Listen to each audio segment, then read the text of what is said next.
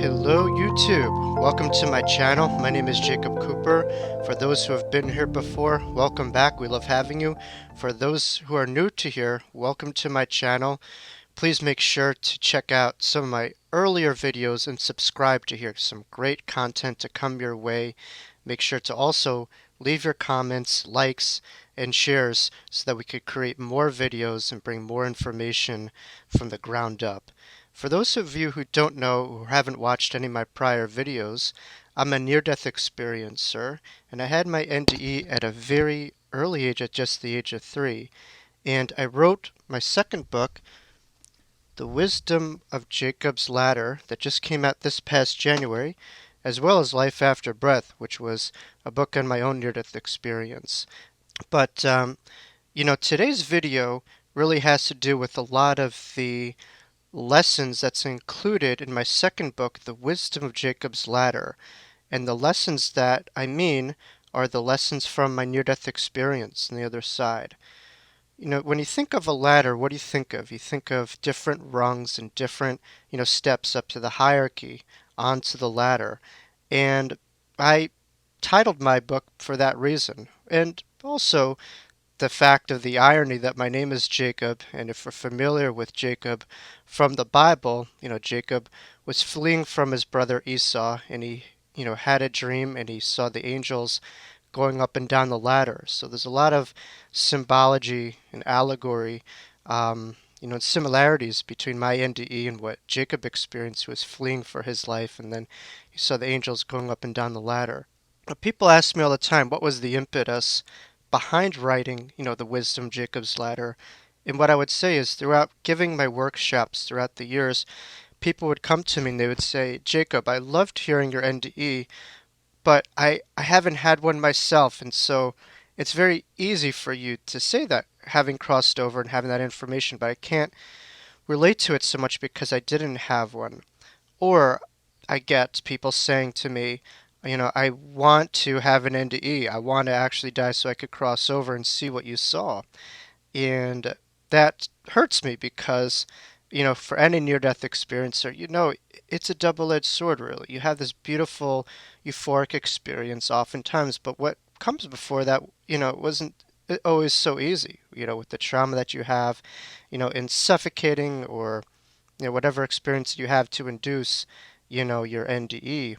For a lot of people, it was very traumatic and difficult, which I do believe why I'm able to have such clarity. As with trauma, there's a dissociative component where we just push it away and don't remember it, or we have very clear recollection of that moment as if no time has ever passed, and stuff like that. But today's video really is about the wisdom of the other side for this life, so that I could speak rather, that people don't have to die to really have cosmic awareness or higher consciousness or awareness of the other side, but rather that I experienced is a doorway right within our heart, right within the center of our being, and a memory that we have within us and a connection that we could turn on at any given moment in time. And sometimes through life it comes through stronger, that doorway that opens from the other side to this side.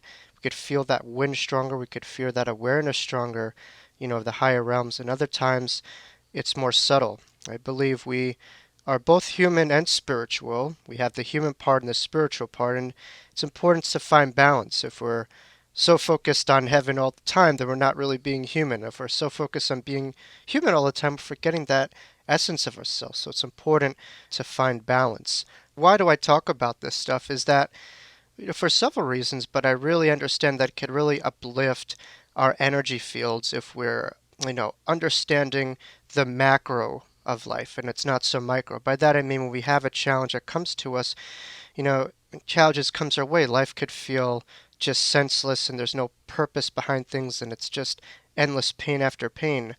But if we're able to understand that, there's a higher connectivity to all things, and, that what we're going through is an experience of the soul, and it's not just torture on a human level, and that pain has a shelf life, but our essence, who we are, transcends that, could be a resilient point. It could be a point that could help others to persevere through those challenges by taking a step back, collecting the breath, and just reminding themselves, wow, I am a spiritual being having this human experience, yeah? So that's something that we could all try to do to really move the needle and pivot when we get off centered from, life on life's terms, as I call it. So today I'm not necessarily going to go into every single lesson, of my near-death experience that I've learned. That's in my book, and I'll also utilize that in a lot of future videos. But I just wanted to share just a couple of tidbits from my near-death experience, and lessons that I learned,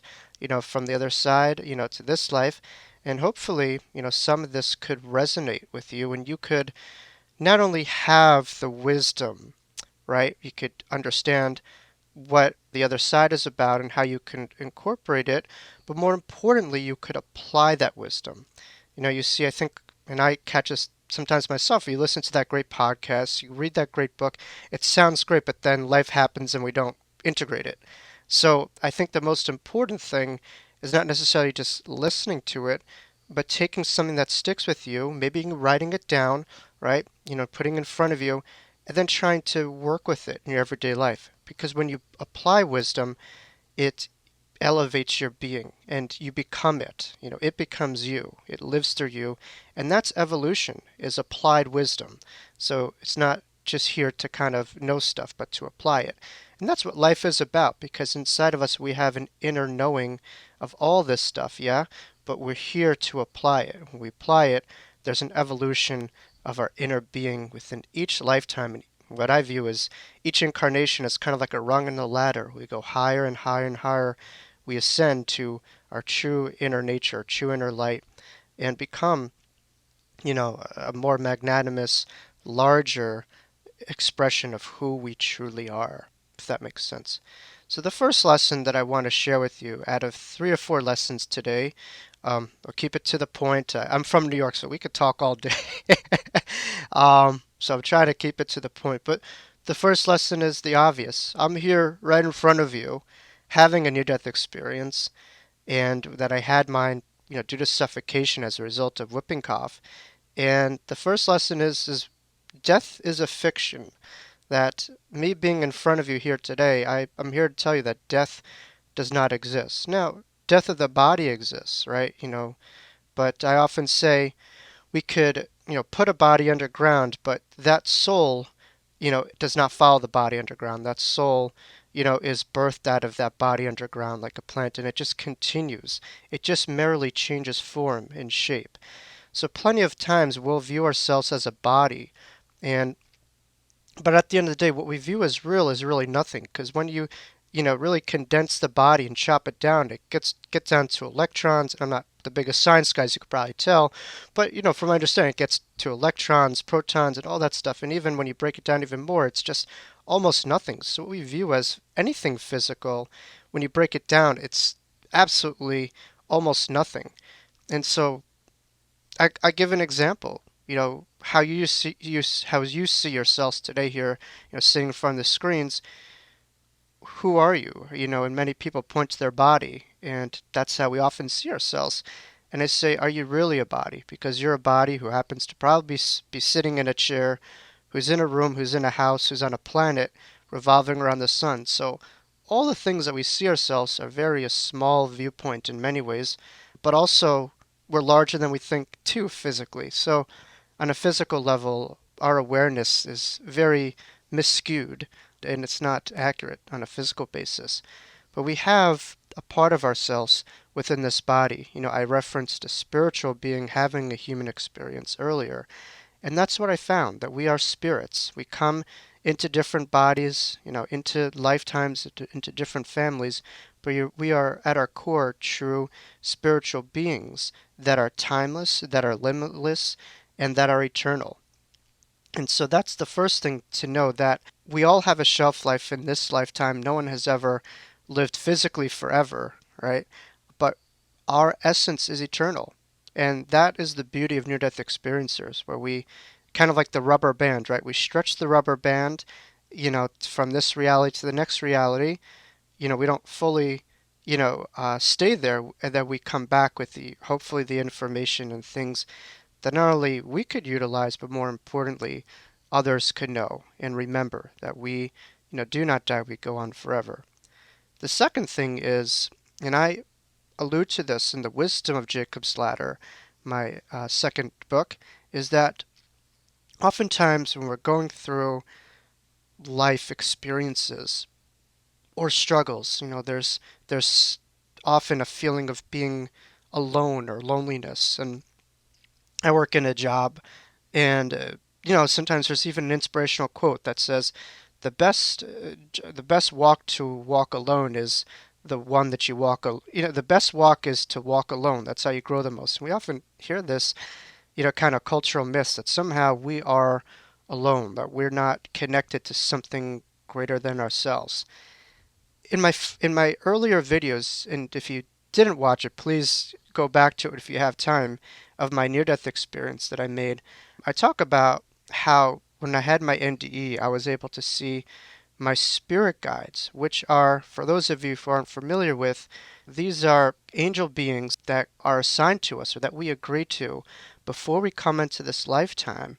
And they're with us before we were born, and they continue with us throughout our soul's journeys. And these guides are with us at every step. They are primary guides. And we all have guides before we come into this life. And sometimes we could gain guides as we go on. But the guides that I'm talking about are the nuclear primary guides that are here before we were born, that are contracted to our soul.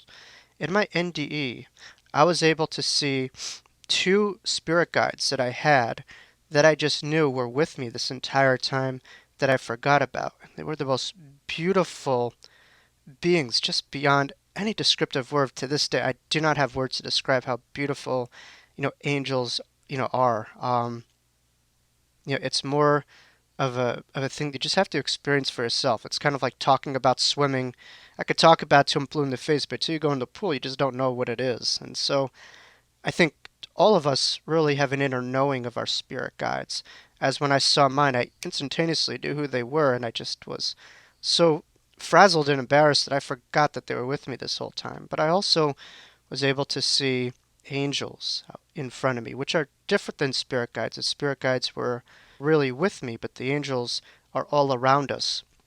I was able to see my soul family, people on the other side that are connected to me. Oftentimes if you've had a mediumistic reading, you'll have a family member from the other side step forward and, hopefully giving you information that they're okay, and maybe some practical information for you to use in your everyday life to know that they're watching you and helping you. And I also was aware of a lot of other things, from God in my NDE to awareness of Christ consciousness. So why am I telling you all these things? Is that, we sometimes view life very externally. If we see something in this reality and we feel a sense of depletion of this reality, we think that that's all that there is. But it's not. Even if we're totally alone, we have so much love inside of us and around us at all times. It would blow your mind if you knew how much you were loved and loved by on the other side. And sometimes in our life, we forget how much we are loved on the other side. And at times, we've all been kicked to the curb or, insulted, injured, and just, at the privyness of someone else's wrath or indignation or whatever it is. But no matter what happens to us, we always have an incredible team of support and love on the other side. And the other side does not judge us or condemn us. It looks at us with infinite love and infinite awareness. The third lesson is that this life is not random. Sometimes we could go through life thinking that things are just random, like I'm going through this struggle, or I'm just here to pay the bills and get my 401k or get my pensions up and retire, and that this is a whole big money thing. And on one hand, that is true. In this reality that we live in, it is a material world, as Madonna would say. But got my 80s reference there. But on the true reality of it is that's our experience, but that's not reflective of the greater reality at hand. In that there's a greater purpose to what we go through, but not only a greater purpose, there's a higher light guiding our force. There's a reason for us being here. Just 2 days ago, I had my birthday along with Shirley MacLaine and Barbara Streisand on April 24th. And I view birthdays as the day that God almost decided that the world cannot exist without you. And of course, when we cross over, we're still part of the world. And sometimes when we cross over, we have more of a role in the world that we maybe couldn't have, about being alive, which is not something that people like to hear or lost a loved one. But, again, for another time, we all have a higher guiding force behind us, and there's an intelligence that's beyond this world that maybe we're not aware of at all times. Because sometimes, and I know certainly the last couple of years, it seemed just like endless chaos with everything going on, and it's just like, where does the pain end? Sometimes it feels like the highs of life has a cap, but the lows of life, there's no rhyme or reason. There's no, it's like a bottomless pit, it seems, from the external world. But there are reasons for almost everything that we go through, and there's a higher intelligence behind all things, even especially the most painful and challenging ones.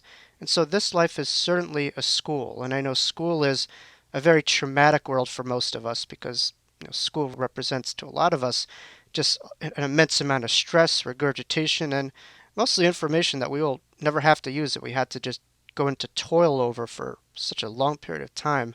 But school to me is what life is. It's not necessarily we're here to like learn things because we already have an inner knowing, but we're here to remember what we know and to apply to what we know, and most importantly, remember who we are as eternal love, as infinite spiritual beings, and here to broaden the unconditional love that we have towards ourselves, towards humanity. And those are top three lessons that we have, that I have from my near-death experience. And in other videos, subsequently, I'll get into, of course, some of the other rungs of the ladder, some of the other lessons from my NDE. So the goal is that you don't have to have happen what happened to me in my NDE and go through all the trauma and suffocation, but rather you could remember. And when you remember, it hits that inner knowing, which I view there's layers of transformation. It goes from, hope. We hope something is real. We hope there's, more than this, to a belief, which is, stronger, to a faith, which is we're uncertain, but we still move forward, to a knowing, which is undeniable, innately inside of us. Like we don't believe there's a sun, we know there's a sun. And so the more that we're able to really discern in our heart what's true and valid there and maybe what is not, the more that we could broaden our scope of reality and higher consciousness. So I hope this video brought you some restoration, some insight, some support. I expect all my listeners to use their analytical minds and to take what makes sense with you and, maybe move away what does not, as I'm only one person and everyone has a different level of awareness and processing things that can make sense for them individually. But I hope that this has more of a collective message behind it that could resonate with my viewers here. So thank you for tuning in. Please make sure to hit that like button. Please share the video if you can. Please share your comments as I look through all of them. And if you have any topics or any reflections, on this information or any of your own experiences, please feel free to comment, or you could email me, through my website at jacobLcooper.com with any of your reflections. So signing off, thank you, and just remember how much you are loved by those in the heavens and by God and by the spirit realm, and that you truly are an infinite spiritual being who cannot die, who is eternal, who's having this human experience for the soul, for the evolution of your inner being in your everyday life. So thank you very much. Stay tuned for more great videos coming your way, and please stay in touch. Thank you.